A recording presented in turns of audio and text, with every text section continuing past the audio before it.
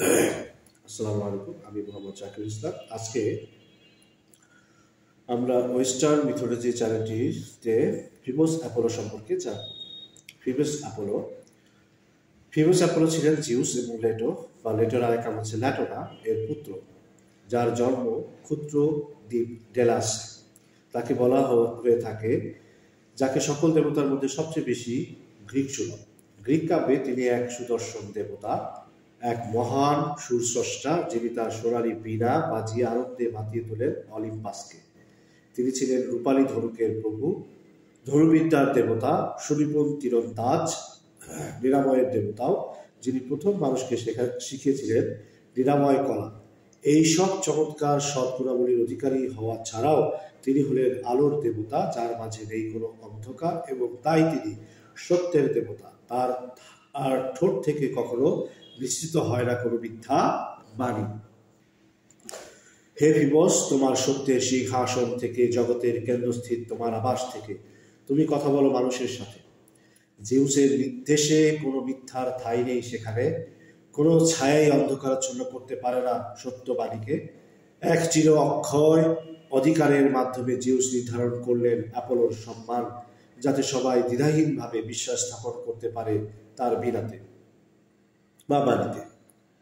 সূর্য পারলেসাসের নিচে ডেলফি ছিল অ্যাপোলোর দৈববাণী করার স্থান। পুরাণ তত্ত্বে যার রয়েছে এক গুরুত্বপূর্ণ ভূমিকা।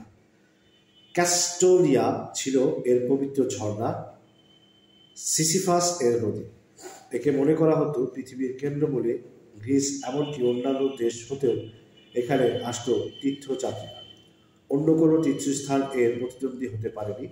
উপস্থিত সত্য সন্ধানীদের প্রশ্নের উত্তর দিতেন এক যাজিকা, যিনি কথা বলার পূর্বে চলে যেতেন সম্মোহিত অবস্থায়। সম্মোহনটি পাহাড়ের এক গভীর খাত থেকে উত্থিত বাষ্প দ্বারা ঘটত বলে মনে করা হয়, যেখানে স্থাপিত হয়েছিল তার আসন, যা ছিল 3 পা বিশিষ্ট এক চৌকি ত্রিপদী। জন্মস্থান ডেলোস অনুসারে অ্যাপোলোকে বলা হতো ডেলিয়ান, এবং পাইথন নামক ড্রাগনকে হত্যা করায় তাকে বলা হতো পাইথিয়ান, যা একদা বাস করত পার্সেনাসের গুহাতে। এটি ছিল এক ভয়ঙ্কর দানব এবং প্রতিদ্বন্দ্বিতা হয়েছিল মারাত্মক, কিন্তু অবশেষে বিজয়ী হলেন দেবতার নির্ভর তীর। লাইসিয়ান নামেও তাকে প্রায় সম্বোধন করা হতো, যা বিভিন্নভাবে ব্যাখ্যাত, যেমন নেকড়ে দেবতা, আলোর দেবতা, লাইসিয়ান দেবতা।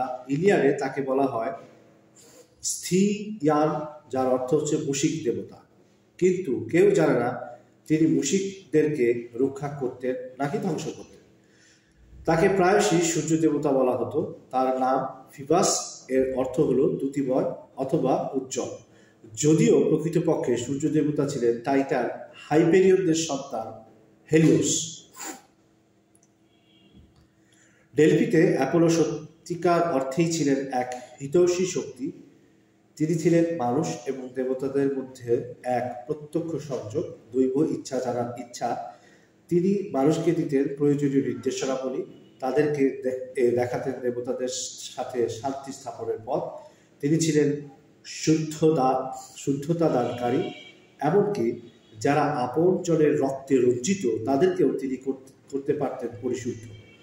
তবুও এমন কিছু কাহিনী প্রচলিত আছে যেগুলো তাকে করুণাহীন এবং নিষ্ঠুর বলে প্রতিপন্ন করে।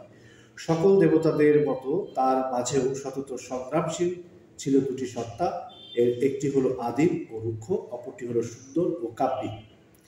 তার মাঝে আদিম রূপটি খুবই সামান্য অবশিষ্ট ছিল। তার বৃক্ষে ছিল লরেল। অনেক প্রাণী তার কাছে ছিল পবিত্র, এর মধ্যে প্রধান ছিল ডলফিন এবং কাক। তো ফিবস সম্পর্কে আপনাদের কোন অংশটি ভালো লাগবে সেটি অবশ্যই জানাবেন। আমাদের চ্যানেলটি অবশ্যই লাইক, শেয়ার এবং কমেন্ট করবেন, এবং আমাদের চ্যানেলটি সাবস্ক্রাইব করে রাখবেন, যাতে করে পরবর্তী ভিডিওটি নোটিফিকেশন পেতে পারেন। অসংখ্য ধন্যবাদ।